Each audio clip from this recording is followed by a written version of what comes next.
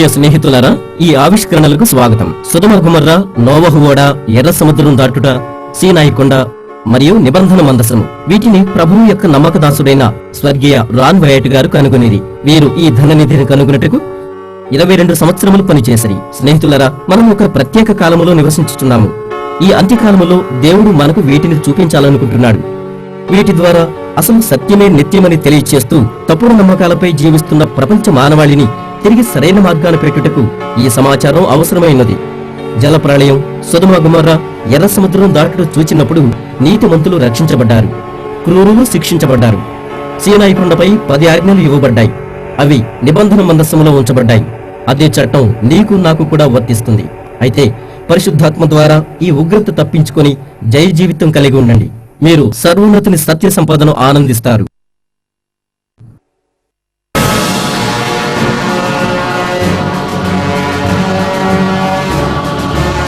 తెల్లవారినప్పుడు ఆ దూతలు లోతుని త్వరపెట్టి, లెమ్ము, ఈ ఊరి దోషశిక్షలో నశించిపోకుండా నీ భార్యను, ఇక్కడున్న నీ 2 కుమార్తెలను తీసుకుని రమ్మని చెప్పిరి. లోతు, అతని భార్య, కుమార్తెలు సొదొమ తీవ్రమైన నాశనము నుండి పారిపోయిరి. లోతు దినములలో జరిగినట్టుగా జరుగును. జనులు తినుచు, త్రాగుచు, కొనుచు, అమ్ముచు, నారు నాటుచు, ఇండ్లు కట్టుకొనుచు ఉండిరి. అయితే లోతు సొదొమ విడిపోయిన దినమున ఆకాశము నుండి అగ్నిగంధకములు కురిసి వారందరినీ నాశనము చేశాను. దైవ తీర్పు అగ్ని ద్వారా వారిని శిక్షించాను. అగ్ని జ్వాలలు దుష్టుల పట్టణాలను ప్రజలతో సహా కాల్చివేశాను.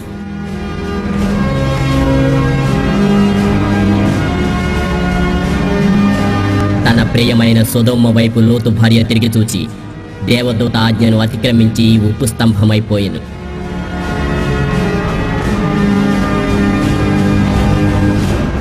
నేటి భయభక్తులు లేని వారికి సాదృశ్యంగా నాటి సొదొమ గొమొర్రాలను దేవుడు బూడిదగా మార్చి నాశనానికి గురి చేసెను.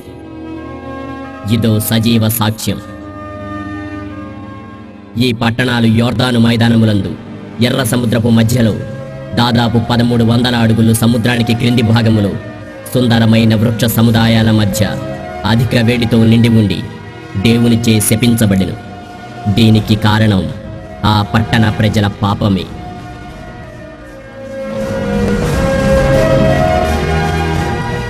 అధిక ఆహారం, సోమరితనం, గర్వం నిండిన వారై పేదలను, అవసరతలో ఉన్నవారిని నిర్లక్ష్యపరిచి దేవునిచే దోషులుగా తీర్చబడిరి. దేవుని అగ్నికి సాక్షిగా ఆ 5 పట్టణాలు చరిత్రలో అలా నిలిచిపోయాయని మొదటి శతాబ్ద చరిత్రకారుడు ప్లీవియస్ జోసెఫస్ చెప్పెను. ఆ తదుపరి రోజుల్లో మృత సముద్రపు నీళ్లు ఈ పట్టణాలను కప్పివేశానని అందరి అభిప్రాయం. అయితే జోసెఫస్ గారు ఆ పట్టణాలను ఆయన బ్రతికిన దినాలలో చూడగలిగితే నేడు మనం కూడా చూడవలసిందే.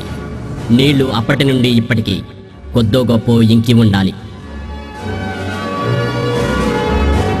సీదోను నుండి గెరారు, గాజా వరకు, ఆపై సొదొమ, గొమొర్రా, ఆర్మా మరియు జెబోయిము, లాఫా వరకు కనానీయుల సరిహద్దు. కొందరు అనుకొనున్నట్లు ఈ పట్టణాలు ఒక దగ్గర కాక కానాను దేశానికి సరిహద్దు వెంబడి వరుసగా ఉన్నాయి. ఇజ్రాయేలులో ఉన్న మృత సముద్రపు సరిహద్దులలో ప్రయాణిస్తే లేత రంగులలో బూడిదల దేవుని ఉగ్రతకు నాశనమైన విచిత్ర కట్టడ రూపములను మనం చూస్తాము. దేవుని ఉగ్రత ద్వారా ఈ పట్టణాలు కాల్చబడ్డాయి. కొండలు, మైదానాలు మృదువైన లేతరంగు బూడిదతో నిండి ఉన్నాయి. ఇక్కడ ఏమీ పెరగదు.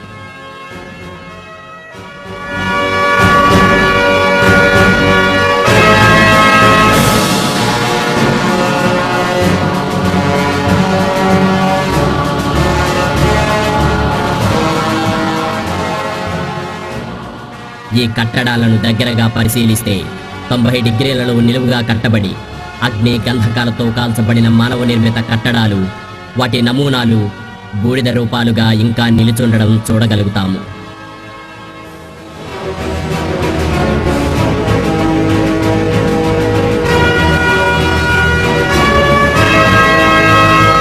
ఆశ్చర్యపరిచే కట్టడ రూపం 4 గోడలు కలిగి చెక్కు చెదరకుండా ఉంది. దీనికి దగ్గరగా వెళ్ళి బూడిదగా మారిన ఈ విచిత్ర కట్టడాన్ని పరిశీలిద్దాం.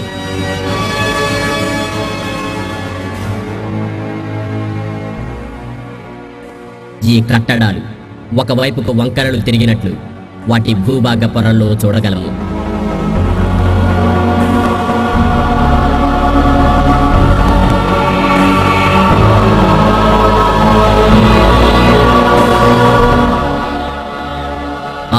ఫారెన్ సెంటిగ్రేడ్ డిగ్రీల వద్ద విపరీతమైన వేడిచే ఇవి కాల్చబడి ఎలక్ట్రాన్ల ఆటుపోటులకు గురైనట్టు లవణ భాగాలుగా వంకర్లు తిరిగి ఉండుట మనం చూడగలము.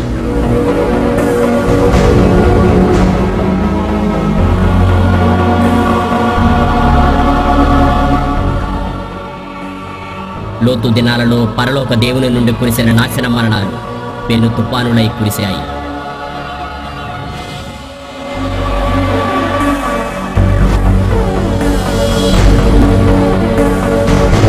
ముట్టుకుంటే రాలిపోవు బూడిద ధూప పదార్థాల పొరలు సున్నపు గోడల కట్టడాలతో సొదొమ గొమొర్రా బూడిదగా దేవుని ఉగ్రతకు ఆహుతైంది.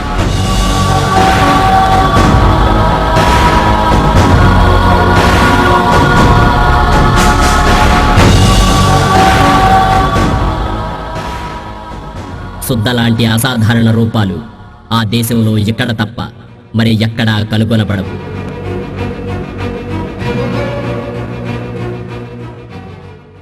ఏలియా కాలంలో కర్మేలు పర్వతంపై పరలోకాగ్ని దిగివచ్చి బలిని బలిపీఠాన్ని రెండిటినీ బూడిదగా మార్చింది. ఆపై దైవాగ్ని బలి పశువులు కర్రలను రాళ్లను కందకంలో నీళ్లను సైతం దహించి వేసింది.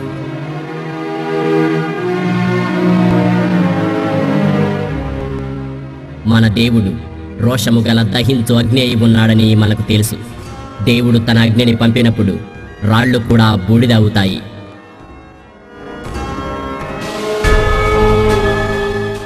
ఊరి పొలిమేరలో ఒక దిష్టిబొమ్మ విగ్రహాన్ని నిలబెట్టారు. ప్రాకారానికి వేరుగా పునాదిపై నిలుపబడిన ఈ విగ్రహం మానవ నిర్మితం. ఊరి ప్రజలకు ఏ హాని రాకుండా కాపాడుతుందని వారి గుడ్డి నమ్మకం. అయితే పాపం దానికే దిక్కు లేకుండా పోయింది.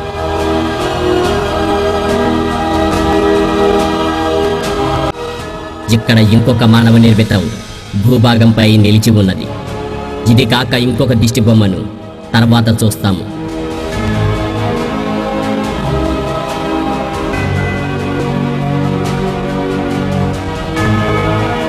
ఇక్కడ బూడిద పొరలు ఒకదాని వెంబడి మరొకటి ఉన్నాయి. మొదటి తెల్లటి పొర కాల్షియం సల్ఫేట్, ఆ తర్వాత బూడిద రంగు పొర కాల్షియం కార్బోనేట్. ఇలా ఇవి పొరలు పొరలుగా ఉన్నాయి. ఇక్కడ బూడిద అంతా అగ్ని గంధకాల మిళితమై కాల్షియం సల్ఫేట్ మరియు కాల్షియం కార్బోనేట్గా కనిపిస్తున్నాయి.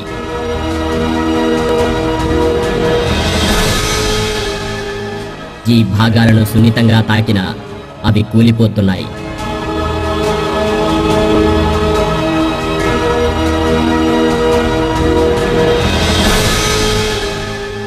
ఈ నగర వీధుల్లో ప్రకృతిలో కనుగొనలేని మానవ నిర్మితాలున్నాయి.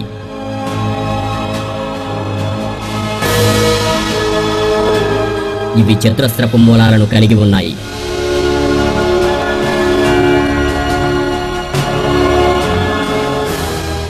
ఇక్కడ ముండి గోడలలో కూడా మానవ నిర్మిత కట్టడపు మూలాల్ని మనం చూడగలము.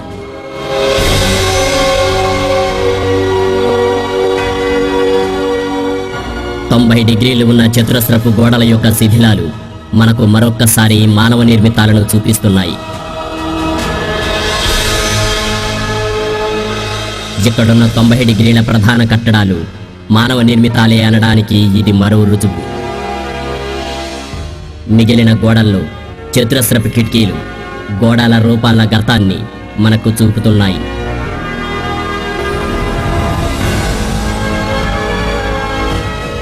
పట్టణ పొలిమేరలను పరిశీలించినట్లయితే గొట్టము లాంటి రూపాలు, ఇళ్ల ముందు మైదానాలు మనకు గతకాల ప్రజల వైభవాన్ని చాటుతున్నాయి.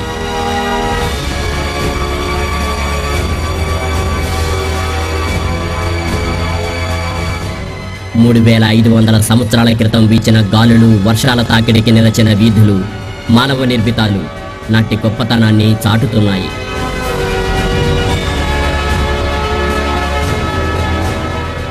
ఈ ఎత్తైన ప్రాంతములో గోపురము లాంటివి ప్రక్కనే ఉన్నాయి.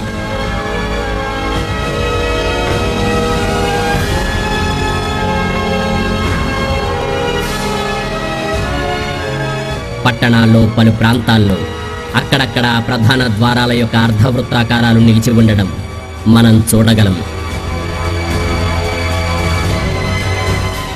దేవుని ఉగ్రత కోపానికి గురైన సొదొమ గొమొర్రా, ఆర్మా జెబోయిం ప్రాంతాలు ఉప్పు గంధకాలతో కాల్చబడి ఉన్నాయి.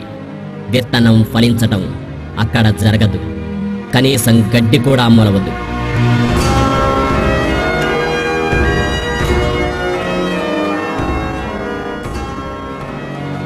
సున్నం గంధకాల మిశ్రమంతో తయారైన శుద్ధముక్కలు, వేడి చేయబడి కరుగబడిన లోహాలు పట్టణంలో విపరీతంగా కనిపిస్తాయి.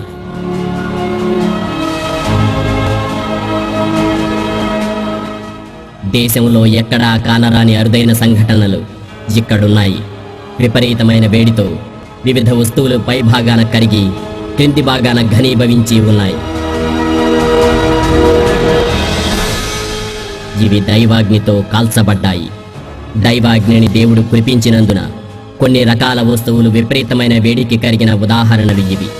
మృత సముద్ర తీరాన ఉన్న ఈ పాప పట్టణాల మైదానాలలో అరుదైన శుద్ధముక్కలు, వాటి క్రింద తెల్లటి బూడిద పొరలు, ఇంకా వాటి కింద బూడిద ముదిరి పొరలతో నిండి ఉన్నాయి. ఇవి విపరీతమైన వేడికి ఇలా మారిపోయాయి.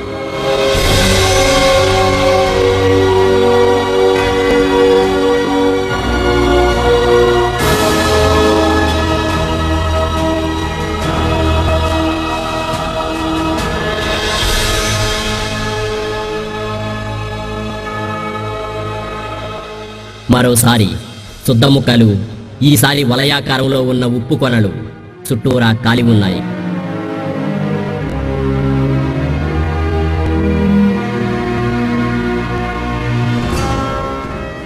పరలోకం నుండి దేవుడు అగ్ని గంధకాలను సొదొమ గొమొర్రాలపై కురిపించెను.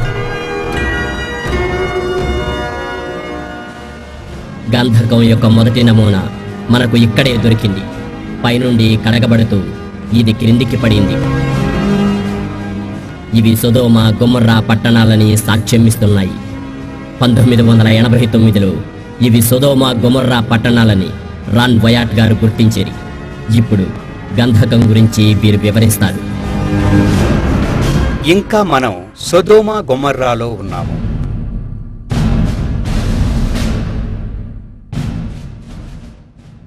మీకు ముందుగా కొన్ని అరుదైన రాళ్ల లాంటి చుక్కలు ఉన్నాయి. ఇవి బూడిద పొరలు. వీటికి దగ్గరగా వెళదాం.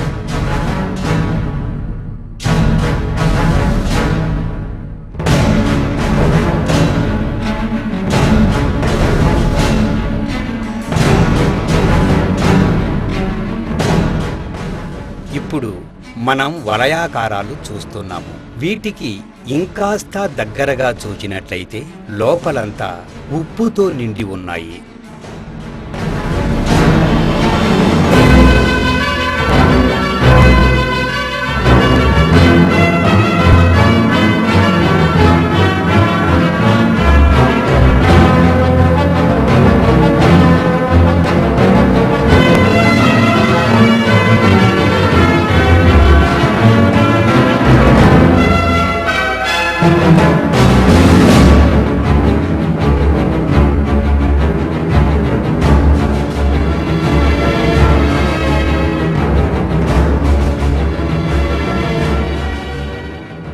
కొన్ని నమూనాలు సంచిలో ఉంచుతున్నాము.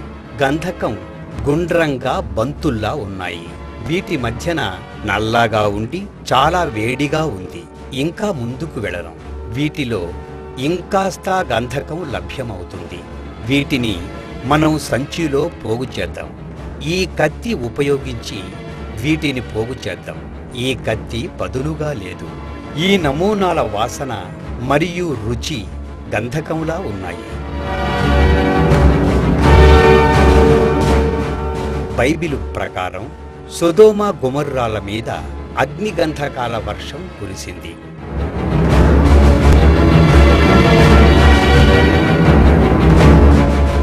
మీ ముందు చూస్తున్నది చిన్న పెద్ద అగ్నిగంధకాల మిశ్రమం.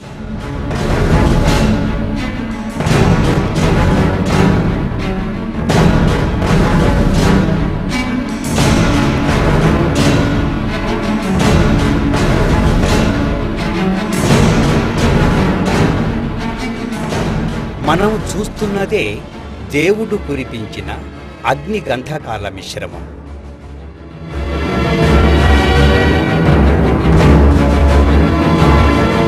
ఇక్కడ కనబడుతున్న చిన్న గుళికలు ఆ గంధకాలే దేవుడు సొదొమ గొమొర్రా పట్టణాలపై అగ్నిగంధకాల వర్షం కురిపించినప్పుడు అక్కడి వస్తు సామాగ్రి, లోహాలు, కట్టడాలు మనుషులతో సహా బూడిద అయిపోవు వరకు కూడా కాల్చబడ్డాయి.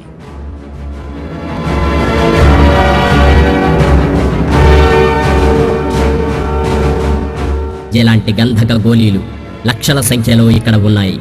వీటి లోపల గంధకం ఉంది. కొన్ని పగిలి ఉన్నాయి, కొన్ని పగలకుండా ఉన్నాయి.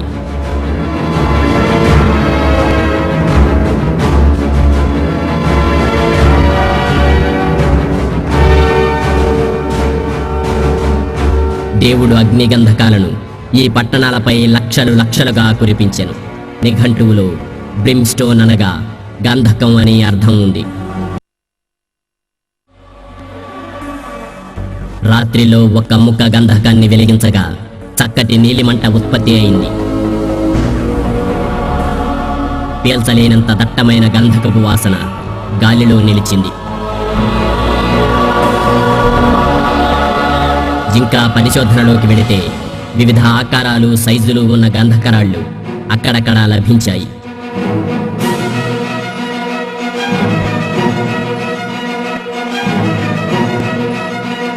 అనేక నమూనాలు కనుగొనబడి మా వద్ద భద్రపరచబడ్డాయి. ఇక్కడ గంధకం ఔషధ రకం. తెల్ల గంధకం అధిక ఉష్ణోగ్రతలో కరుగును. ప్రకృతి సిద్ధమైన గంధకానికి ఇది భిన్నం. వీటి నమూనాలు పరిశోధనకు పంపబడ్డాయి. ప్రతి నమూనా జాగ్రత్తగా వేరు చేయబడి పరిశోధనకు సిద్ధపరచబడింది.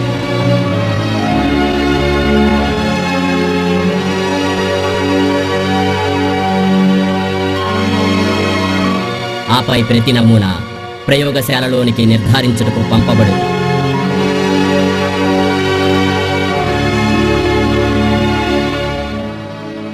ప్రతి నమూనా ఎండబెట్టి యంత్రముల ద్వారా బిళ్ళలుగా ఒత్తబడును.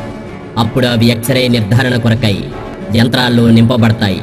ల్యాబ్ నుండి వచ్చిన ఫలితాల ద్వారా ప్రతి నమూనా ప్రయోగశాలలోనికి నిర్ధారణ కోసం పంపబడును. భూమి మీద దొరికే గంధకంలా కాక ఈ గంధకం 98% స్వచ్ఛమైందని పరిశోధనలో తేలింది. దీని ద్వారా దేవుడు ఈ పాప పట్టణాల్ని తన ఆజ్ఞతో శిక్షించానని గ్రహించగలము.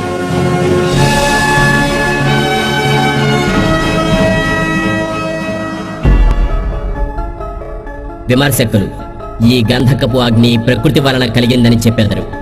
కానీ లావాలో గంధకం 40% ఉండి స్ఫటికపు గడ్డలుగా ఉండును. కానీ ఈ గంధకం తెల్లగా చిన్నగా ఔషధంలా ఆగుపడును.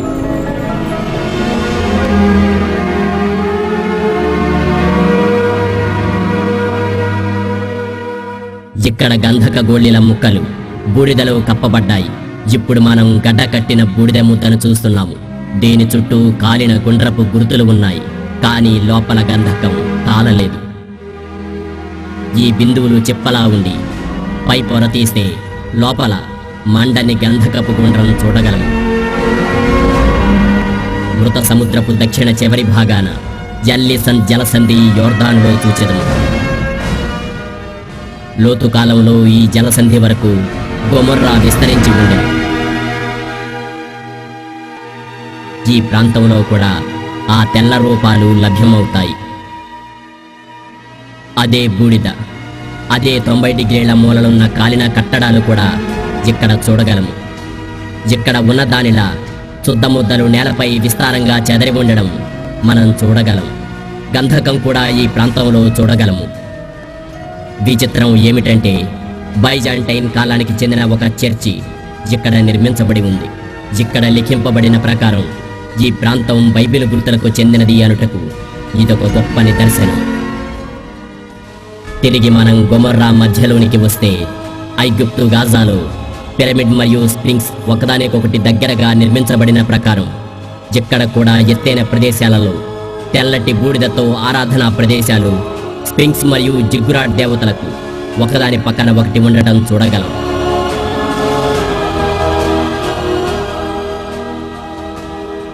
మేము పరిశోధించేటప్పుడు వేరే సందర్శకులు కూడా ఈ అసాధారణ రూపాలను చూచుటకు వచ్చారు. తెల్లటి పదార్థంతో తయారు చేయబడి బూడిద కన్నా తెల్లగా ఉండెను. బహుశా ఇవి చాలా ఖరీదైన పదార్థాలతో కట్టి వారి దేవతలకు సమర్పించి ఉండవచ్చును. స్పింక్స్ అనగా భద్రపరిచే దేవత. అయితే వారిని అగ్ని గంధకాల నుండి కాపాడలేదు సరికదా, దేవుని చేతిలో ఆ దేవత కాలి బూడిదయ్యను. ఇది 30 అడుగులు ఉండవచ్చు. సైజులోనూ ఆకారంలోనూ ఆకట్టుకునేలా ఉంది. దీని దగ్గరలోనే జిగ్గురాట్ విగ్రహం గుండ్రంగా అదే తెల్లటి ప్రత్యేక పదార్థంతో కాలి బూడిదై ఉన్నది. గుండ్రపు స్తంభం తర్వాత జిగ్గురాట్ విగ్రహం దేవుని ఉగ్రతకు బూడిదై ఉండటం చూడగలం. ఆపై 2 స్తంభాల మధ్య అర్ధవృత్తాకారంలో ఒక ద్వారం, ఆపై మరో అర్ధవృత్త ద్వారం చూడగలము. కొంత దూరంలో పట్టణ పరిశోధనల్లో తెల్లటి అరుగు లేపబడి ఉండుట చూడగలము. ఈ రూపానికి దగ్గరకు వెళ్ళగా జిగ్గురాట్ ఆకారం కనిపిస్తుంది. ఈ జిగ్గురాట్ విడిచి కాస్త ముందుకు పోగా ఎత్తుగా ఉన్న ప్రదేశంలో 2 జిగ్గురాట్ విగ్రహాలను కనుగొంటిమి.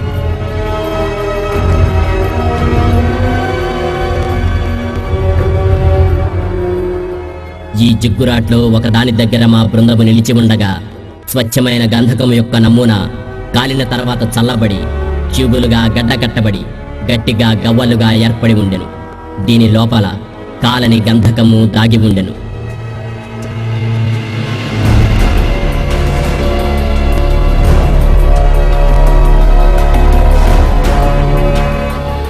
జిగ్గురాట్ బయటి ప్రక్క ఒక గంధక ముక్కను చూచాము. దాని బయట భాగం ఆరిపోయి ఉండెను. కత్తిని ఉపయోగించి దానిని తెరవగా లోపల స్వచ్ఛమైన గంధకము ఉండెను.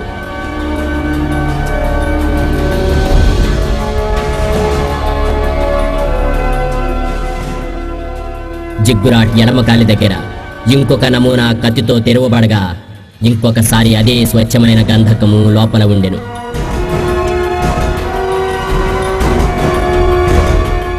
చూశారా, వెనుక కాలిన జిగ్గురాట్ విగ్రహం ముందర చేతిలో దేవుని అగ్ని గంధకాలు. చాలా ఆసక్తికరమైన విషయం ఏమిటంటే ఒక మనిషి అగ్నిలో చిక్కుకొని కాలిపోయాను. వాని వ్రేలు ఎముక సైతం కాలిపోయి ఎముకలో ఉన్న మూలుగా కూడా తెల్లగా బూడిద అయ్యేంత వరకు కాలిపోయాను.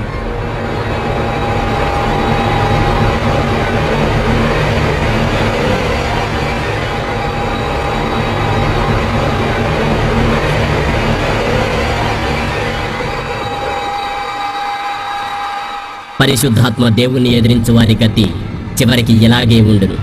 నీవు పరిశుద్ధాత్మకు లోబడి దేవుని చిత్తములో ఉన్నావా, లేక దేవుని ధిక్కరించి దారి తొలగిపోయిన వారిలో ఉన్నావా? భవిష్యత్ కార్యక్రమం ప్రకటనల గ్రంథంలో రాయబడింది.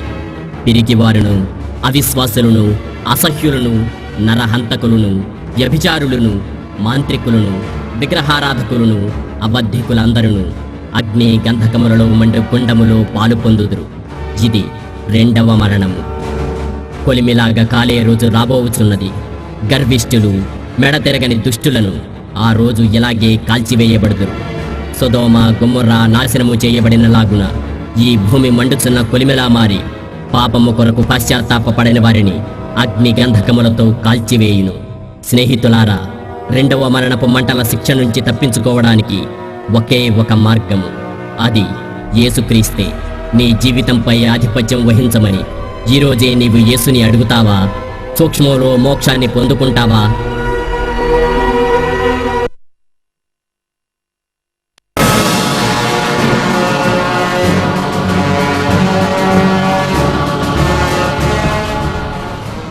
సమస్త శరీరుల మూలంగా భూమి బలాత్కారులతో నిండియున్నది కనుక నా సన్నిధిని వారి అంతము వచ్చేయున్నది. ఇదిగో, వారిని భూమితో సహా నాశనము చేయుదును. దేవుడు నోవాహుతో, నేను జలప్రళయం ద్వారా సర్వసృష్టిని నాశనము చేయబోచున్నాను కనుక నీవు ఓడ ఒకటి నిర్మించి నీతిమంతులను ఓడలోకి చేర్చుకోమనెను. నోవాహు 120 సంవత్సరములు ఓడను నిర్మిస్తూ ప్రజలందరికీ ఈ మాటను తెలియజేశాను. అయినప్పటికీ నోవాహు కుటుంబ సభ్యులు తప్ప ఎవ్వరూ నమ్మలేదు. ప్రజలు చెడు తలంపులతో ఉన్నందువలన దేవుని మాటలు వారికి వెర్రి మాటల వలె ఉండెను. 120 సంవత్సరములు వేచి చూచిన మానవులు మారనందున దేవుని తీర్పు ప్రారంభమయ్యను.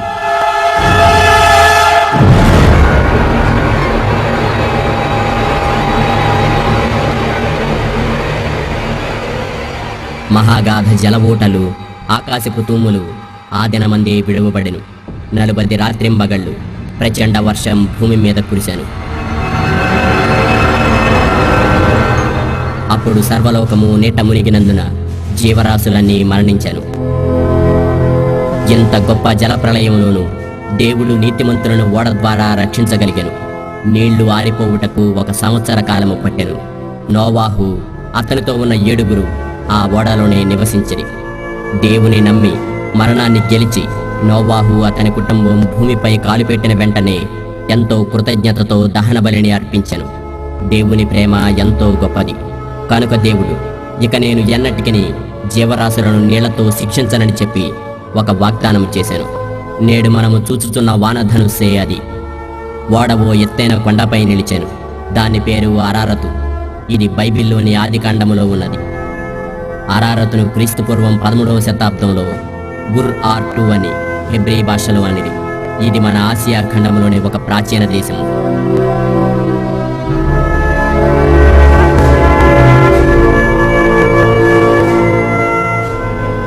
గుర్-ఆర్-2 పక్కనే టర్కీ, ఆర్మేనియా, ఇరాన్ దేశాలు ఉంటాయని మోషే ఆదికాండంలో చెప్పాను. మనము తూర్పు టర్కీలోని అరారతు కొండలోయ ప్రాంతాన్ని చూడబోతున్నాము. ఫ్రాన్సిస్ గేరీ 1959లో విమానము నుండి దీని ఫోటోలు తీశాను. 1 సంవత్సరం తర్వాత ఆ ఫోటోలను చూసిన టర్కీ దేశపు మిలిటరీ అధికారి అందులో ఓ పడవ ఆకారమును కనుగొనెను. అమెరికా నుండి కొందరు వచ్చి దీనిని పరీక్షించి కనుగొనలేకపోయిరి. అయితే లైఫ్ అనే పేరుగాంచిన పత్రిక ఆ ఫోటోలను ప్రచురించెను.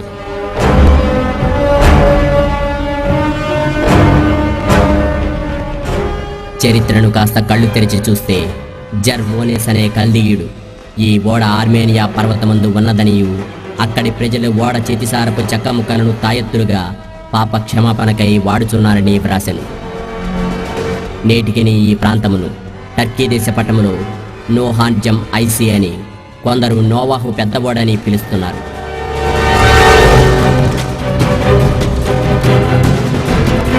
మేము ఇక్కడికి వచ్చినప్పుడు వాగ్ అనే పెద్ద సరస్సు తర్వాత ఒకప్పటి ఎర్రార్తు రాజధాని తోష్పలో దిగాము.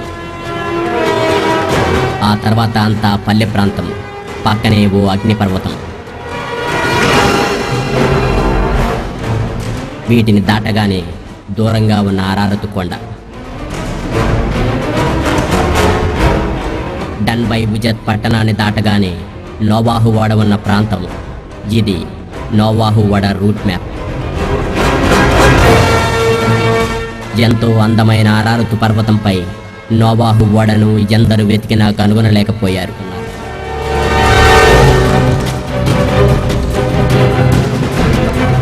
ఈ లోయల్లోనే నోహాన్జం ఐసి అనే ఊరు అరారత్కు 5 కిలోమీటర్ల దగ్గరలో ఉంటుంది.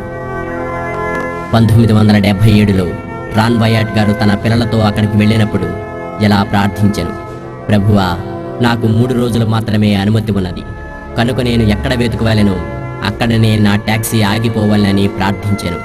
ఆ రోజు దేవుడు 3 చోట్ల ట్యాక్సీని ఆపివేశను. మనము చూస్తున్నట్లు మొదటిసారిగా ట్యాక్సీ ఇక్కడే ఆగెను. అసలు జల ప్రళయం నోవాహు దినములలో వచ్చిందా అన్న సందేహం కొందరికి రాకమానదు. దానికి చక్కటి జవాబే ఈ అరారతు కొండ. ఎందుకంటే అక్కడి వారు ఈ కొండను ప్రళయదిన కొండ అని కూడా పిలుస్తారు. మనము ముందుకు వెళుతున్న కొద్దీ అరారతు కొండకు ముందు భాగాన వెనుక భాగాన అగ్నిపర్వతాలు ఉన్నాయి. కనుక ఇక్కడ ఓడను ఎవ్వరూ వెతకరు, కేవలం అరారతు కొండ మీదే వెతుకుతారు. వీటన్నిటినీ దాటుకుంటూ రాన్ బయాట్ గారు చివరకు నోవాహు ఓడను చేరగలిగారు. ఓడ వెనుక భాగం గుండ్రంగాను ముందు భాగం కొసగాను ఉండెను. మనుషులు ఎంతో కష్టపడి నిర్మించినదిగా ఉండెను. ఈ ఓడపై రాన్ బాయట్ గారు ఎంత పరిశోధన జరిపారంటే 24 సార్లు అక్కడి వరకు వెళ్ళి పరిశోధనలు జరిపి ఫోటోలు తీసి ప్రపంచానికి నోవాహు ఓడను రుజువు చేసిరి. నోవాహు ఓడ గురించి నేటి అధునాతన ప్రపంచానికి ఎంతటి అనుమానాలు వచ్చినా అన్నిటినీ తీర్చగలిగినన్ని రుజువులు ఈ స్థలములో ఉండుటను బట్టి దీనికి నోవాహు ఓడ జాతీయ ఉద్యానవనమని టర్కీ ప్రభుత్వం పేరు పెట్టెను. అయినప్పటికీ ఈ వింతైన పరిశోధన ప్రపంచానికి తెలియదంటే ఇక ఏం చెప్పమంటారు?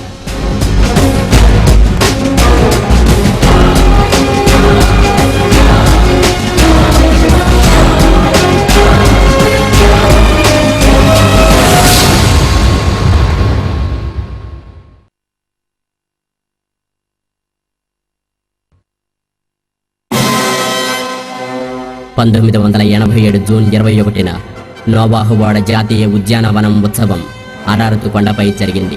దేశ ప్రముఖులు, దేశ అధ్యక్షులు మరియు సైన్యం కలిసి ఈ ఉత్సవాన్ని ఘనంగా జరుపుకున్నారు.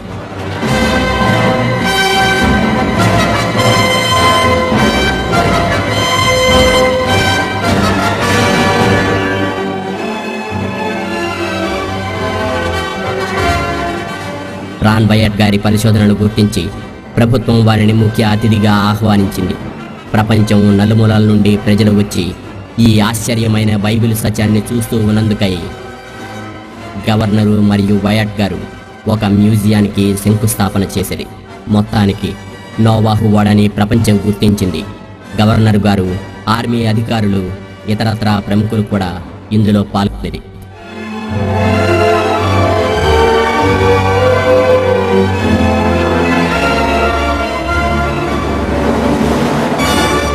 ప్రియులారా, బైబిల్లో వ్రాయబడిన నోవాహు ఓడ ఓ పచ్చి నిజం అని వార్తాపత్రికలు, టీవీ ఛానళ్లలో మారుమ్రోగింది. నోవాహు ఓడ కనుగొనబడింది. ప్రపంచం ముక్కున వేలేసుకొని సత్యాన్ని ఒప్పుకుంది. ఇక ఈ మ్యూజియం మాటకు వస్తే, బైబిల్లో మొదటి గ్రంథమైన ఆదికాండంలో దేవుడు రాసిన జలప్రళయం, నోవాహు ఓడ, వీటిని గురించిన నిజాలు, ఫోటోలు, రుజువులు, ఓడలోని ముఖ్యమైన అవశేషాలు, వాటి యొక్క పరిశోధనలు మరియు ఫలితాలు, వార్తలు మొదలగు వాటితో ఈ మ్యూజియం నిండి ఉంటుంది.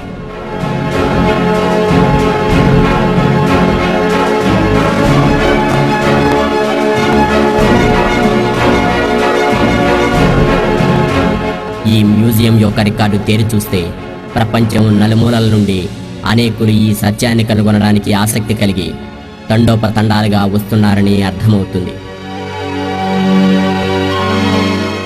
ఓడ కనుగొనబడిన స్థలానికి దగ్గరగా ఉండే గ్రామంలో నివసించే హసన్ నోజర్ ఈ మ్యూజియంలో పనిచేస్తున్నారు. ఓడ చరిత్రలో దగ్గర సంబంధం గల వ్యక్తి ఈయన. వీరి పేరు ఫోటోతో సహా నాక్స్విల్లే, టెనెసీ న్యూస్ పేపర్లో ప్రచురింపబడింది. దీనిని మేము వీరికి బహుకరించితిమి. ఇప్పుడు హసన్ గారు మనకు కొన్ని విషయాలు చెప్తారు.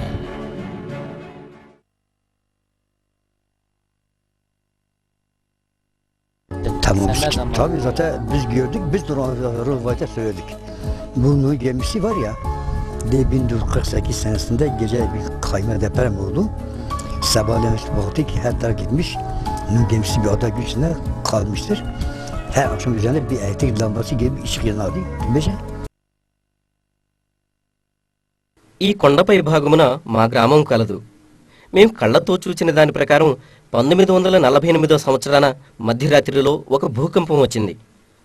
మేము భయభ్రాంతులతో ఇళ్ల బయటికి పరుగులు తీశాం. అప్పుడు వింత వెలుగు కొండ మధ్య భాగంలో కనపడింది. 1960 yıllarında Türk Hava Kuvvetleri'ne böyle bir pilot tarafında bunun fotoğrafı çekiyor. Gidiyor Ankara'ya. 1960 yıllarında. కొందరు ధైర్యం వహించి పరిగెత్తి ఆ స్థలాన్ని చూడగా ఆ వెలుగు కొద్ది నిమిషములలో మెల్లగా మాయమయ్యను. ఉదయాన్నే అందరూ నిద్ర మేలుకుని వెళ్లి చూసేసరికి ఆ వెలుగు వచ్చిన ప్రాంతంలో భూమి ఓ ప్రక్కకు జరిగి ఓడ ఆకారం ఏర్పడింది. ఇదో పరిశుద్ధ స్థలమని మేము మిక్కిలి భయపడితిమి.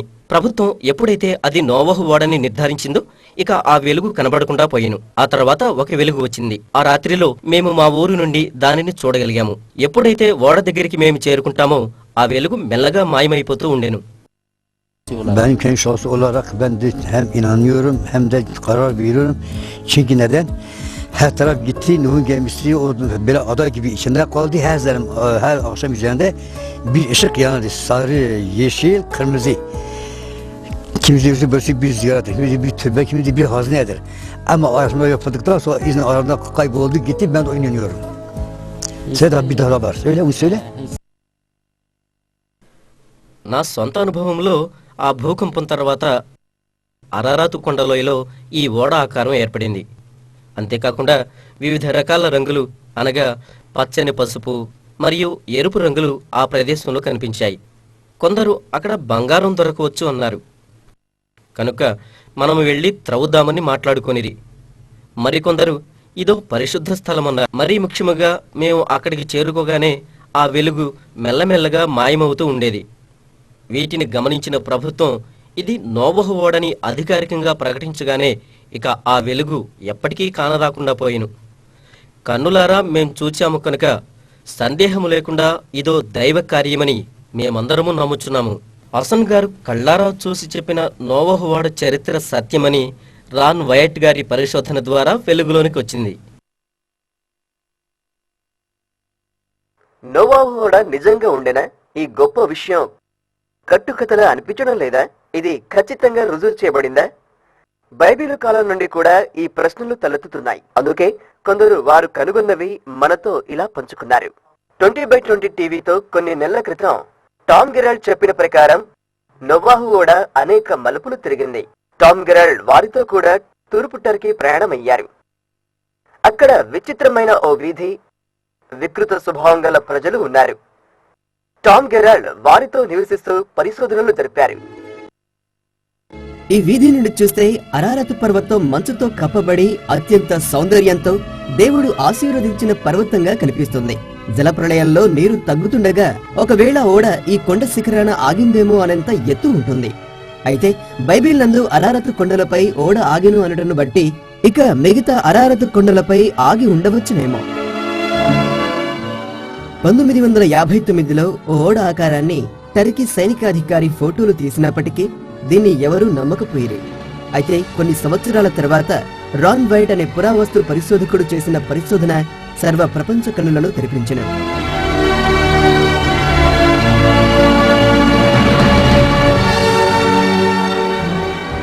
డేవ్ ఫాసోల్డ్ అత్యంత పరిజ్ఞానాన్ని, అధునాతన పరికరాలను ఉపయోగించిరి. వారు మాలిక్యులర్ ఫ్రీక్వెన్సీ జనరేటర్ సాయంతో భూభాగంలో ఇనుప కడ్డీలను పోలినవి ఉన్నవని కనుగొనగలిగిరి.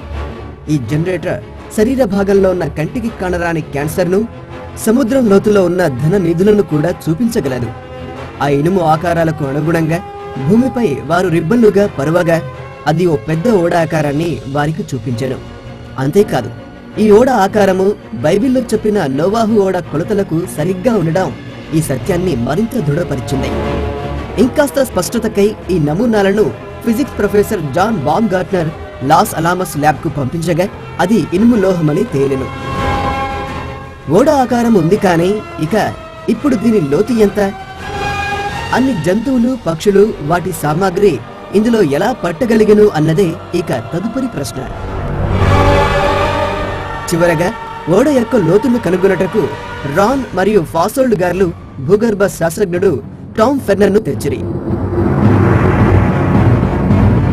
ఫెన్నర్ గారు భూగర్భ భాగంలో పనిచేయగల హెవీ డ్యూటీ రాడర్ ను కూడా తీసుకువచ్చును.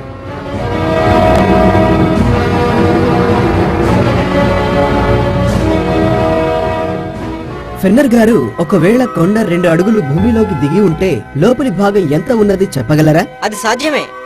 ఇది మానవులు తయారు చేసినదని ఎలా నిర్ధారించగలరు? నోవాహు ఓడ బయట భాగం మానవులు తయారు చేసిన భాగమే కనుక లోపలి భాగం కూడా ఖచ్చితంగా ఓడై ఉంటుంది. ఇది తిరుగులేని సత్యం. ఈ విషయాన్ని రాన్యాట్ గారు ప్రపంచానికి తెలియజేసిన ఓ విశ్వాస వీరుడు.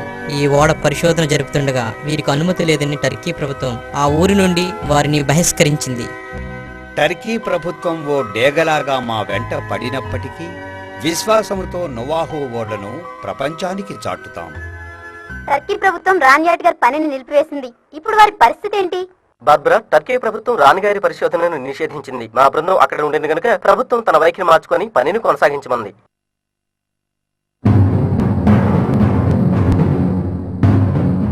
రాడారు యంత్రాల్ని ఓడ ఆకారము గల భాగంలో భూమిలోకి పంపించి బలమైన ఆధారాల్ని రాన్ వయాట్ గారు కనుగొనేది. వాటి ప్రతిబింబాలు చెక్క దూలములను సూచించారు. ఈ పటము మనకి ఓడ యొక్క కొన్ని ముఖ్యమైన తిన్నని ఆకారములను, వాటి నమూనాలను చూపించను. చెప్పాలంటే ఏదో ఆ బండ క్రింద ఉన్నది.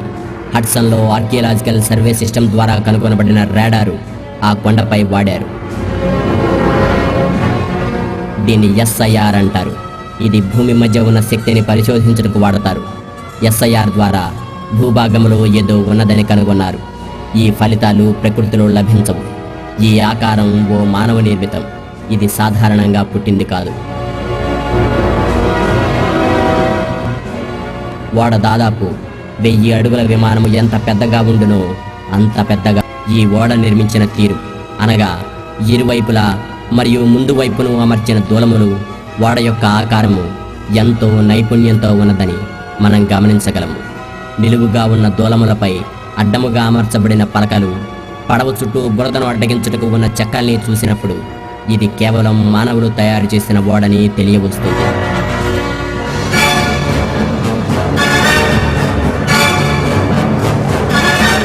మూడు 300 మూరల పొడవు అని వ్రాయబడిన, అనగా సరిగ్గా 515 అడుగుల పొడవు.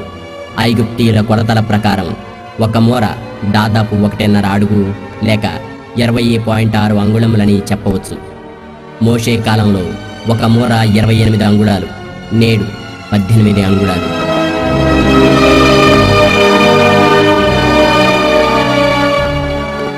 ఇజ్రాయేలు రాజైన సొలొమోను టెల్మొగిద్దీనులు నిర్మించిన గవునులు 6 ఐగుప్తు మూరలై ఉండెను.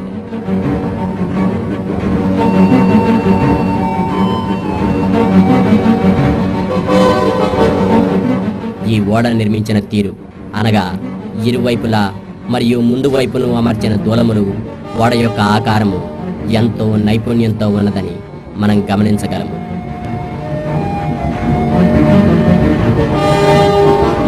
అంతేందుకు నేడు పెద్ద పెద్ద ఓడలు నిర్మించేటప్పుడు తీసుకునే జాగ్రత్తలన్నీ నాటి నోవాహు ఓడలో కనబడుతూ ఉన్నాయి.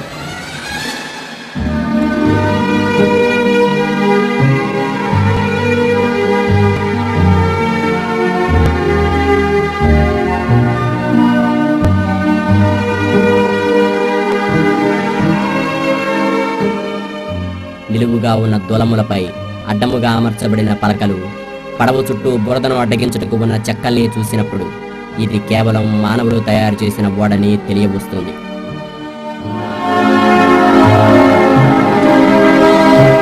ఇది ఓడ యొక్క ముందర భాగం.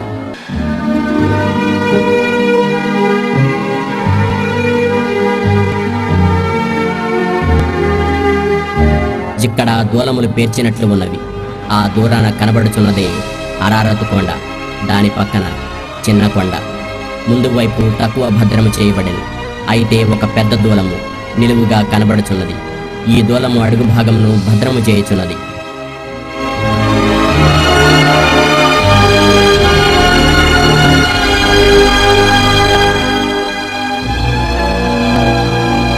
ఓడ ముందు వైపు చూస్తే ఒక పెద్ద రంధ్రము అగుపడెను. 1960లో అమెరికా బృందము ఇక్కడ రంధ్రము వేసి దాని ద్వారా లోపలికి వెళ్లి పరిశోధనలు జరిపిరి.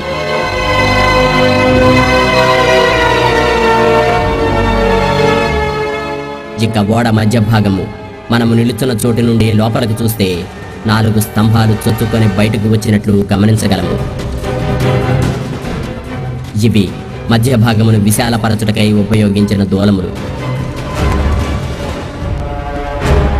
ఇక వెనుక భాగమున ఓడ ఆకారము చూడగలము. మధ్య భాగమున అమర్చబడిన పలకలు, ఇవి మాత్రం ఒకదానిపై ఒకటి కూలిపోయి ఉన్నాయి. వీటికి పక్కగా పైకప్పును నిలవబెట్టుటకు 5 దూలములు ఉన్నాయి. ఇవి అరలుగా రూపింపబడ్డాయి.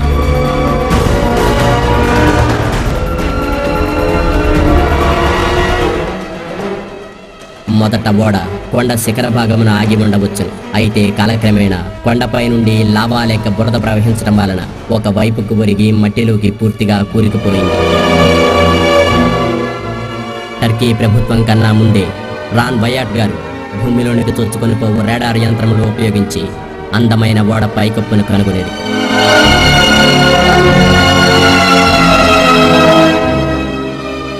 రాన్ గారిని CNN న్యూస్ వారు ఇంటర్వ్యూ చేయగా రాన్ గారు వారికి ఓడ అరల నుండి తీసిన చెక్క ముక్కను చూపి నోవాహు ఓడ మరియు జల ప్రళయం యొక్క సత్యాలను లోకమునకు చాటి చెప్పిరి.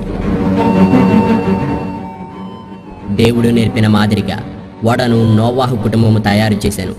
ఇక్కడ ఒకదానిపై ఒకటి 3 చెక్కలను కలిపి గట్టితనముకై ప్లైవుడ్ లాగా మేకులు దిగగొట్టి వాటిని అరలుగా ఉపయోగించిరి. కురవకుండా మట్టి కీలును ఆదికాండంలో చెప్పబడిన తుమ్మ చెక్కను దీనికి వాటిని.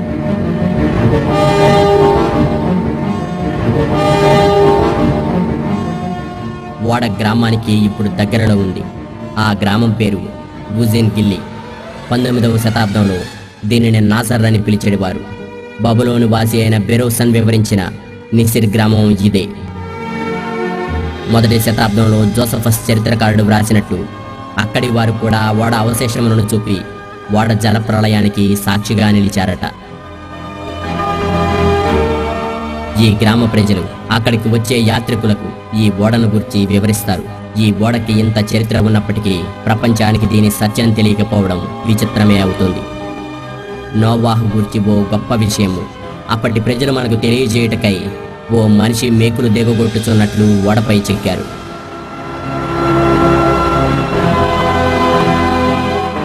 బైబిల్లో ఒక నల్ల పావురమును కాకిని విడిచిపెట్టిన సంగతి ప్రపంచం మరిచిపోతారని ఓడ పైభాగమున ఆ కాలపు సిరాతో గీసిగుండటను మనము చూడవచ్చు. బైబిలు అందు లిఖింపబడిన గాథలు ఎంత సత్యమో వాటిని చూస్తే తెలుస్తుంది. ఇంకాస్త ఓడ గురించి తెలుసుకోవాలన్న తపనతో రాన్ బయాట్ గారు ఓడ ముందర కుడి భాగాన ఒక రంధ్రము వేసి ఓడ మధ్య భాగానికి పారలాంటి పరికరాన్ని పంపించి లోపలనున్న కొన్నిటిని బయటికి తేగలిగిరి. బైబిల్లో వ్రాయబడిన ప్రకారం ఒక దుప్పి కొమ్ము, జంతువుల పెంట, పిల్లి వెంట్రుకలు మొదలగునవి ఓడలో నుండి తీసిన వాటిలో వీరికి దొరికెను. నోవాహు వీటన్నిటినీ ఓడలోనికి చేర్చిన విషయం మనం బైబిల్లో గమనించగలము. నోవాహు ఓడ మరియు జలప్రళయం వాస్తవమా అని అనుమానించే వారికి ఇవి తిరుగులేని సాక్ష్యాధారాలు. అయితే బైబిల్లో యాంటీ డెల్వూనియన్స్ లోహపు పనులయందు, తోబాలు కాయిను రాగి పనిముట్లయందు నిపుణత గలవారని చెబుతూ ఉంది. 1991లో రాన్ గారు ఓ విహార బృందాన్ని అక్కడకు తీసుకుని వెళ్లారు. ఆ సమయంలో ఇంకొక నట్టు లాంటి ఇనుమునకు కాల్చబడి అతికించబడ్డ ఓ పొడుగాటి కడ్డీ వారికి దొరికెను.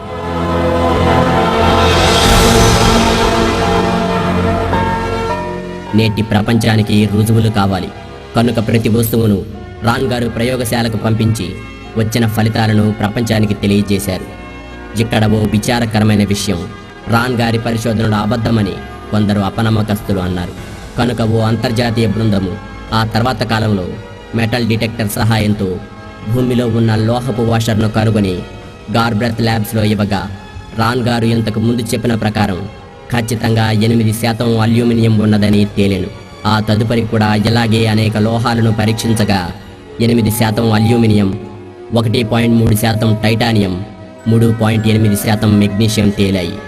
రాన్ గారి ఫలితాలు వాస్తవాలని చివరికి రుజువాయను. రాన్ గారు ప్రార్థనా శక్తితో ప్రయాసపడి దాదాపు 20 సంవత్సరాల క్రితమే దీనిని లోకానికి తెలియజేసిన ఓ క్రైస్తవ విశ్వాస వీరుడు. ఈ ఓడను పరిశోధించు మరొక అంతర్జాతీయ బృందము ముందు వైపు ఒక లోహపు పలకను గోళాకారమును యంత్రముల ద్వారా కనుగొనేది. ఆ లోహపు పలకను పరిశోధనకు పంపినప్పుడు ఆశ్చర్యముగా అందులో రాన్ గారు లోగడ కనుగొన్న ఫలితాలే, అనగా 8% అల్యూమినియం ప్రతి లోహమందు ఉండుట వారును కనుగొనేది. ఇలాగే ఓడ పీఠ భాగమున ఇంకొక లోహమును కనుగొని దాని యందు కూడా ఇలాగే 8% అల్యూమినియం ఉండుట వీరు కనుగొనేది. దీనినే రాన్ గారు ప్రార్థనా శక్తితో ప్రయాసపడి దాదాపు 20 సంవత్సరముల క్రితమే లోకమునకు తెలియజేసిన విశ్వాస వీరుడు. 1900 సంవత్సరం వరకు కూడా అల్యూమినియం అంటే ఏమిటో ఇప్పటి మానవునికి తెలియదు. అయితే నోవాహు జల ప్రళయానికి ముందే, అంటే దాదాపు 7000 సంవత్సరాల పూర్వమే దైవశక్తితో నడిపింపబడిన వారై నేటి మానవ మేధస్సుకు అందని రీతిలో నాడే అల్యూమినియంను తయారు చేసి ఈ ఓడ తయారీలో వాడి ఆ భయంకర జల ప్రళయంలో కూడా బ్రతికి బట్టగట్టే నీతిమంతులై నిలిచారు. మీరు చూచుచున్నదే బలమైన రుజువులు. అంతేకాక రాడార్తో వైయట్ గారు ఇంకా వివిధ రంగాలలో మరియు వివిధ రకాల లోహాలను కనుగొనేది.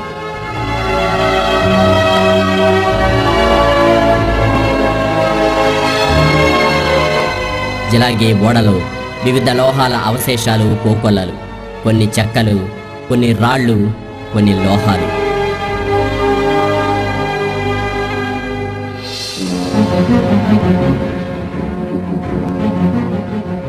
ఓడ పై భాగాన దూలానికి ఓ లోహపు టోపీ ఉంది. దానిపై ఎక్స్ ఆకారము చెక్కబడింది. ఇది మానవ నిర్మితం.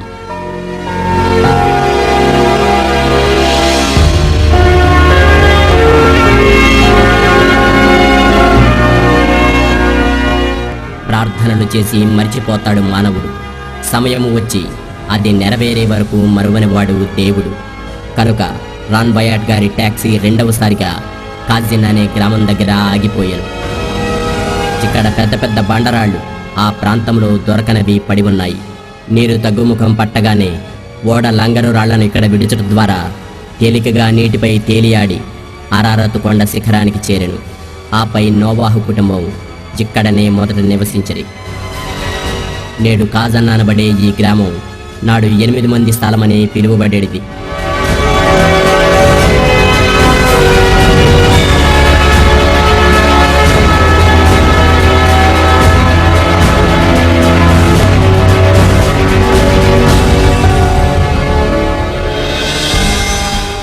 ఒక్కో లంగరు ఓడ ఒక్కో కళాఖండమే.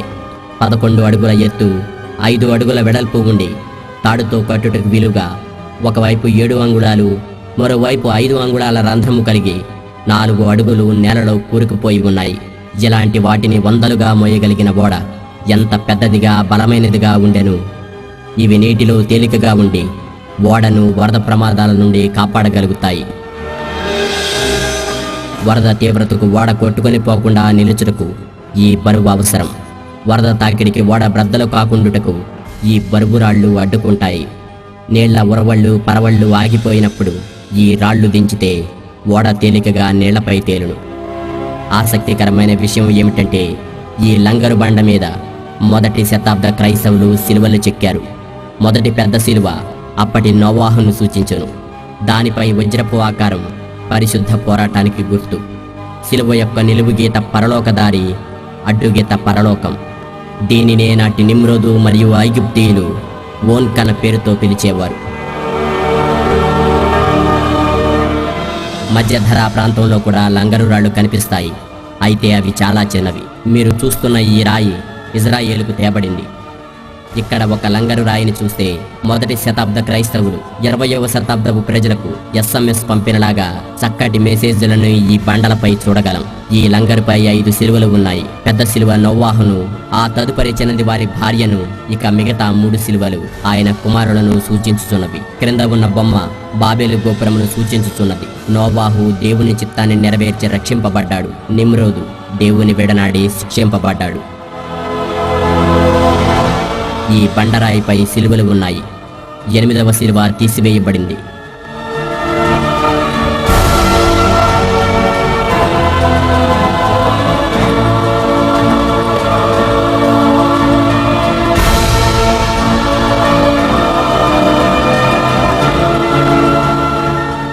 కొన్ని లంగరు బండలపై ఏమీ చెక్కబడి లేవు. అయితే కొన్నిటిపై అప్పటి కాలపు వ్రాతలు కొన్ని ఉన్నాయి. అయితే కొన్నిటికి రంధ్రాలు ఉన్నాయి.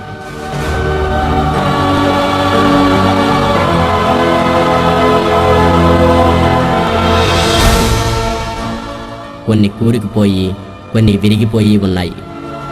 ఈ రకపు వస్తువులు, దూలాలు, ఓడ సామాగ్రి, లంగరు రాళ్ళు, వాటి వ్రాతలు, చెక్కడములు ఆ దేశముందు ఇంకెక్కడా కానరావు.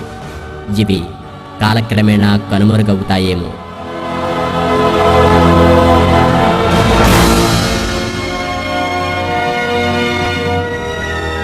ఇక్కడ ఒక వింతైన చెట్టు బెరడు ఉంది. ఇది ఎండిన చెట్టు బెరడు, లోహంలా ఉంది. ఇది పైన్ చెట్టు బెరడై ఉంటుంది.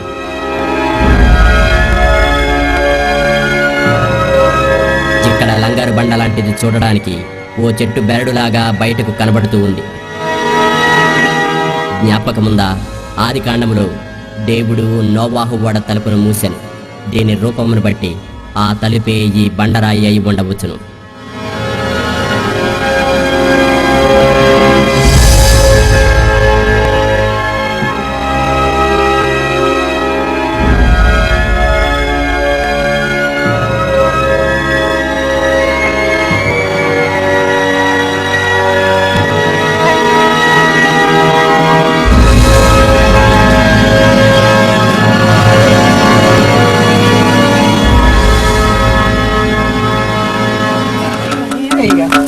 That was incredible. It has a very hollow sound. Very hollow. It sounds like metal. But it's just a, well, it's just, that's its harmonic. Right. Yeah, my resonance, you're right. Yeah.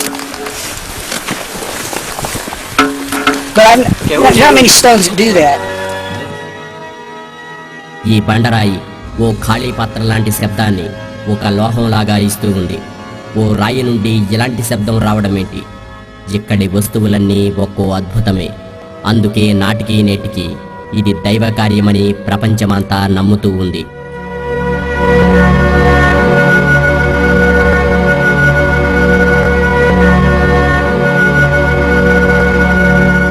రాన్ గారు ప్రయాణ ప్రారంభంలో ఒకేసారి ప్రార్థించాడు. కానీ దేవుడు దానికి 3 సార్లు జవాబు ఇచ్చాడు. కనుకే వారి టాక్సీ ఇప్పుడు 3వసారిగా దానంతటదే సడన్గా ఆగిపోయింది. ఇక్కడ వారు నోవాహు ఇంటిని కనుగొన్నారు. అది 1977వ సంవత్సరం. రాన్ గారు నోవాహు ఇంటి గోడల ఫోటోలు తీశారు. అదే సంవత్సరమున కొందరు ధనము దొరుకునేమో అని దానిని కూల్చి వెతికిరి. ఆ ఇంటి ముందు ఒక సమాధి, దానిపై 8 రూపాలు చెక్కబడి ఉండెను. పక్కనే నీటిపై ఓడ తేలియాడుతూ ఉండెను. 8 మందిలో 2వ పెద్ద రూపము కన్నులు మూసుకొని ఉండెను. కనుక నోవాహు భార్య మరణించానని గ్రహించితిమి. రాన్ గారు ఈ విషయాన్ని చెప్పిన వెంటనే అక్కడి వారు దానిని త్రవ్వి అందులో సమాధి పెట్టెను. 18 అడుగుల కింద కనుగొనేది. ఆ పెట్టెలో ఉన్న నోవాహు భార్య నగలు కోట్ల రూపాయలకు అమ్మబడెను. ఆది కాండంలో వ్రాయబడిన నోవాహు ఓడ యొక్క యథార్థ గాథ ఎంత సత్యమో ఇది మనకు అర్థం పడుతూ ఉంది. ఆది కాండములో నోవాహు జంతువులను పెంచెనని ఉంది. దానికి అనుగుణంగా నోవాహు ఇంటి చుట్టూ రాతి ప్రహరీలపై పెద్ద జంతువులకు పెద్ద కంచె, అలాగే చిన్నవాటికి చిన్న కంచె, జంతువులను కట్టుటకు వరుసగా స్తంభాలు చూస్తే నాటి దైవభక్తితో బ్రతికిన నోవాహు కుటుంబం నేటి దేవుడు లేడనే సైన్స్ కన్నా ఉన్నతంగా బ్రతికారనిపిస్తుంది.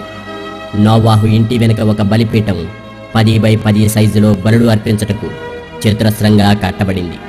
వీటన్నిటి తర్వాత ప్రతి విషయాన్ని నిష్పక్షపాతంగా గమనిస్తే బైబిల్ సత్యగ్రంథమని, అందులో లిఖించబడిన నోవాహు ఓడ, జలప్రళయం, పాపులు దేవునిచే శిక్షింపబడుట, దేవుని బిడ్డలు పరిశుద్ధులై దేవునిచే సన్మానించబడుట సత్యమని రుజువవుతున్నది. టీవీలో చక్కగా వీటన్నిటినీ చూపించారు, వార్తల్లో లిఖించారు, ఎన్నో పుస్తకాలు వెలువడ్డాయి. వీటన్నిటి ద్వారా పరిణామ క్రమ సిద్ధాంతం కొట్టివేయబడింది, సృష్టి క్రమ సిద్ధాంతం హెచ్చింపబడింది.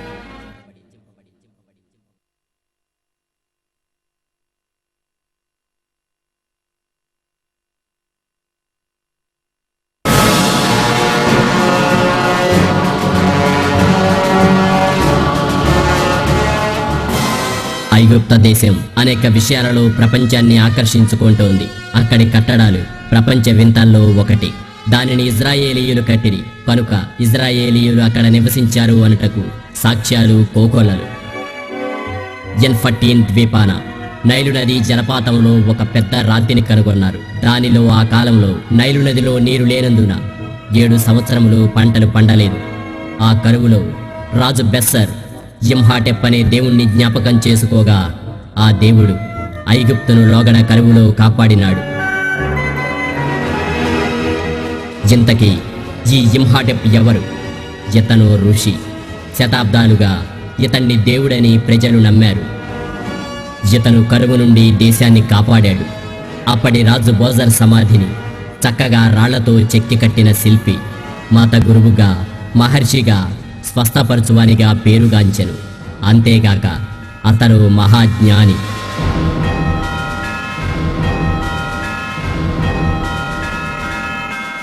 ఈ యింహాటెప్ మరియు యోసేపు ఒక్కరే అయి ఉందురా? ఐగుప్త దేశం దక్షిణం వైపు కొద్ది దూరం వెళ్ళిన కైరోలో సక్కరా కలదు. పురాతన ఐగుప్తు మొదటి పిరమిడ్ ఎక్కడ నిర్మించబడిన వివిధ ఎత్తులు ఉండుటను బట్టి దీనిని మెట్లు పిరమిడ్ అందరు.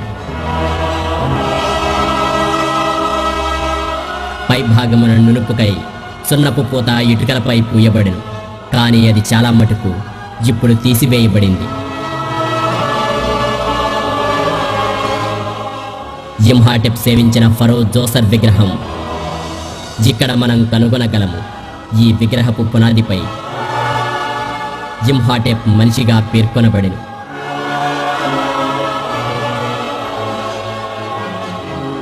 భవంతిలో ప్రధాన గదే ముఖ్యము.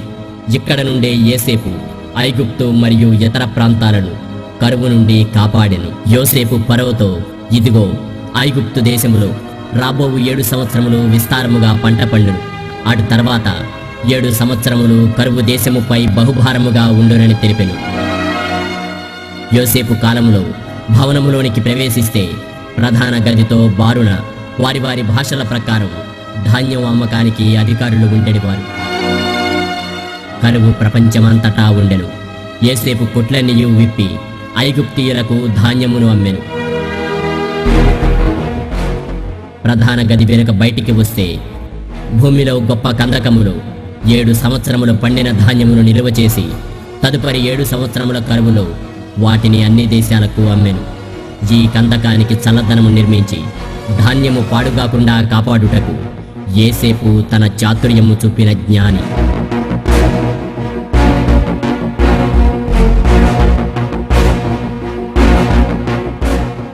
ఈ కొట్ల నుండి పాత ధాన్యమును మొదట తీయుటకు మెట్లు నిర్మించెను. ధాన్యము పోగు చేయుటకు అనేక మార్గములు ఉండెను, కానీ ధాన్యాన్ని తీయుటకు ఒకే మార్గం మెట్ల ద్వారా ఏర్పాటు చేసెను. ఇప్పుడు థీబ్స్ గిడ్డంగి నుండి ధాన్యం తీయుట చూచుచున్నాము. ఇదే ఉదాహరణ ఏటి సమాధి యొద్ద కూడా చూడగలము. యోసేపు పరలోక దేవునికి ఘనత కొరకై ఐగుప్తు సక్కారాలో మొదటి పిరమిడ్ నిర్మించెను. ఐగుప్తు ప్రజలను కరువు నుండి కాపాడినందుకు గాను ధన్యవాదములు తెలుపుతూ ప్రభువు ఘనత కొరకై నిర్మించాను. బైబిల్లో ఆ దినమున ఐగుప్తు మధ్యన దేవునికి బలిపీఠం ఒకటి ఉండును అని వ్రాయబడింది. శతాబ్దాల తరువాత యోసేపు లేక ఇమ్హాటెప్ కట్టిన మాదిరి ఐగుప్తులో ఎన్నో పిరమిడ్లు నిర్మించబడ్డాయి. 2 లేక 3 టన్నుల బరువున్న 23 లక్షల రాళ్లు ఉపయోగించి అతి పెద్ద పిరమిడ్ కట్టడం జరిగింది. ఒకంత పురాతన పరిజ్ఞానాన్ని ఉపయోగించి అలా కట్టడం వింతయే. అనేక శతాబ్దాలుగా ఇది ఒక మర్మముగానే నిలిచింది. ఈ చిక్కుముడిని విప్పుటకు రాన్ గారు గొప్ప పరిశోధన జరిపి దానిని వెలుగులోనికి తెచ్చిరి. ప్రతి మెట్టు కట్టుటలో ఈ పెద్ద రాళ్లను ఎత్తుటకు చెక్కతో చేయబడిన పరికరములను వాడిరని హెరోడోటస్ రాసిరని కనుగొనిరి.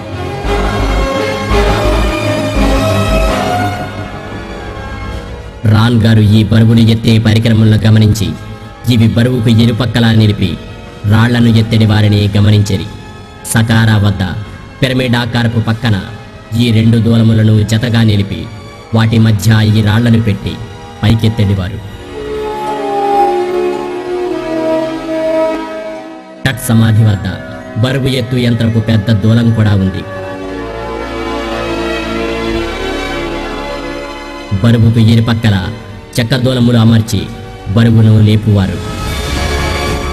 ప్రతి బండరాయికి ఇరుపక్కల దూలములు అమర్చి దానిని హ్యాండిల్తో తిప్పితే దూలములు బరువుతో సహా అవసరమైనంత పైకి లేచడి. ప్రతి నిర్ణీత ఎత్తుకు మళ్ళీ ప్రత్యేక దూలపు పరికరాలు ఉపయోగించాల్సిందే. ఈ పద్ధతిలో యోసేపు వీటిని నిర్మించెను. కైరోలోని ఐగుప్తు పురావస్తు అధిపతి శ్రీ నాసిఫ్ హసన్కు ఈ బరువును ఎత్తు యంత్రంలో రాన్ బయాట్ గారు చూపించితే ఇది జపాన్ నిప్పన్ టెలివిజన్ వారు వీడియో తీసి జపాన్ దేశంలో టీవీలో చూపించిరి. ఈ పిరమిడ్ నిర్మాణమునకు అంతుచిక్కని జవాబు ఏమనగా ఈ బరువులు ఎత్తు యంత్రములే. మోషే బాలుడుగా ఉన్నప్పుడు అతన్ని పెంచిన ఐగుప్తు తల్లి హట్సప్సూర్ మరియు అప్పటి మోషే పేరు సెన్మట్. అతను యువరాజని అతని నుదుటి మీద ఉన్న నాగపు బొమ్మ తెలియజేస్తుంది. పెద్దవాడైనప్పుడు మోషే ఐగుప్తు పేరు 2వ టట్మోసెస్. ఒకవైపు అతనికుండే ప్రత్యేకమైన ఆ హెబ్రీయులకుండు ముక్కు ఆకారము చూడగలం. మోషే